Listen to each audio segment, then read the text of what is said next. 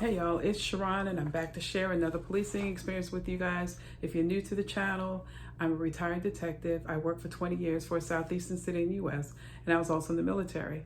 I'm sharing my perspectives along with my experiences in hopes of just helping people see it a different way, or actually apply some of the ideas and experiences that I have to reforming the police. And with that being said, I'm not going to take up too much of your time, but becoming a police officer, I often thought about it when I was younger. Excuse me. And some of the things that I remember thinking as a child into my adult years, and then up until I joined the police force, one of the things that I realize now that I probably should have done more of was volunteer in different communities. And that's one of the points I want to bring up as a solution to policing the individual officer, the individual who walks in and says, I want to be the police, and takes the application and fills it out. Part of the application process, a question needs to be there that says, where have you volunteered?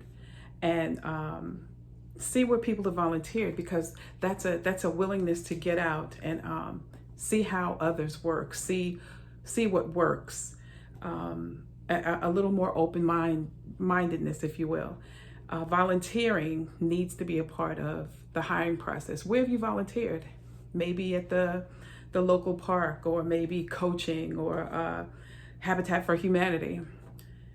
I've noticed through my own experiences in the Army and talking with folks, a lot of people grew up in small towns and they only knew the people there. And sometimes the towns were just one race. And I shared that story about being in the Army, and one of my Army friends said he's never been around Black folks, and if his family could see him huddling up and getting close to us trying to keep warm, they'd probably be upset. And his idea of what people of color experienced and went through, he got everything from TV at the time, and we know that's skewed. And so with him and his experience of us, and it wasn't anything like he was being told, that led me to think, in policing, there's so many folks that walk in, part of small towns, don't know anybody else but the folks in their town. And that's not saying it's a problem, but if you're willing to go outside of that, if you're willing to volunteer and see how others interact and do things, that's a plus for policing, because you're going to deal with a number of different people, different kinds of people, if you will, ethnicities, behaviors, all that stuff. And so I just want to share that little bit with you. Volunteering before you become a police officer is a plus, and it should be a part of that process. Where have you volunteered? And I would go as far as to say, during your policing career, volunteer at least one time a year. Maybe we can have a list of places to volunteer. I don't know, we probably have to check with the law department with that, but it should still be a part of your career. Maybe at the school, reading to kids or something like that. But that's all I want to share. Share some more next week.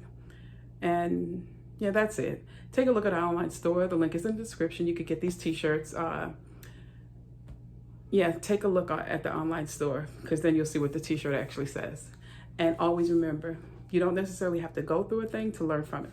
Talk to you guys later. Bye.